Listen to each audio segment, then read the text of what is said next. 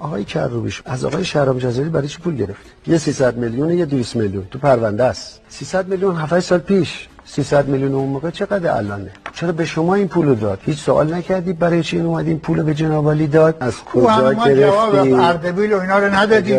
مخصوصا جواب من گفتی آقای محصولی، من گفتم 1 تومان ایشون از هر بانکی وام گرفته بود مال شما. این جواب ادعاهای جناب عالی. شما اگر یه برگ سند علیه من داشتی چاپ میکردید جناب آقای کروبی. اصلا بنده انشالله دور بعدم اگر مردم رای دادن هرگز از سیاست خارجی جناب عالی و آقای خاتمی پیروی نخواهم کرد. میگید خلیج عربیه، من ارجاع میدم به اساتید زبان عرب. دول الخلیج العربیه، العربی برمیگرده به دول نه به خلیج. هیچ وقت نمیگن خلیج عربیه، میگن خلیج عربی. آقا کارشناسایی نمیگن. رئیس جمهور خودش باید کارشناس ارشد باشه. برادر عزیز آقای کروبی، خب دو تا کارشناس تو طرف متناقض زدن، شما از کجا متوجه میشه کدوم درست میگن؟ ضمن ماجرای آقای شهرام جزایری فراموش نشه.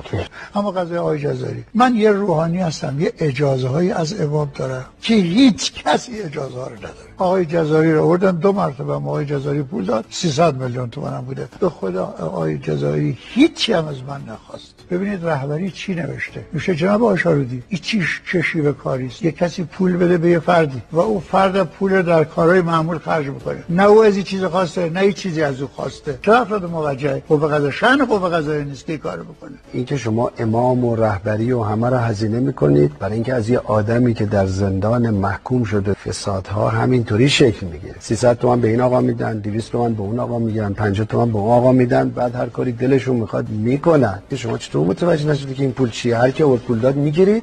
بالاخره میگن شما وقتی بنیاد شهید مسئول بودی تو بنیاد شهید زندان درست کرده بود، افراد زندانی میکردی، کتک زده میشدن. اینم از امام اجازه داشتی؟ من خواهش میکنم آقای کروبی اعلام کنن اول انقلاب خونشون کجا بوده، چقدر بوده، الان کجاست، چقدره و این از کجا اومد؟ آیا از همون پولایی که امام اجازه دادن برداشتن یا امثال آقای شهرام جزایری ها دادن؟ چجوری یه دفعه مسکن 100 متری تبدیل شد به چند صد متری، اونم در بهترین نقطه تهران؟ شما به همسر من که هیچ نقشی نداشته تهمت زدید تو روزنامه شما. خب مقابل یه مرد شریف نجیب زنشو در میاری عکسش اینجوری میکنی، انتظار داری همه چی به همه بگی، هیچ کی چی به تو نگه. من راجع به خانم رهنورد چون من احترام واقعا میذارم به ایشون، من دوبار از آقای موسوی پرسیدم، ایشون فکر کرد یه کس دیگری است. بحث ما نحوه استادیار دانشیار شدنه. نمیشه بگیم یک کس انقلابی بوده پس یه حق بالاتری. ما اینو قبول نداریم. از سال 78 چند نفر ستاره دار بودن، سال 82 بیشترینش 2584 در این دولت 85 224 نفر که ما لغوش کردیم. بعد شما 4 تا آدم میارید میگن ما ستاره داریم. ستاره تو پیشونی کسی نمیزنن.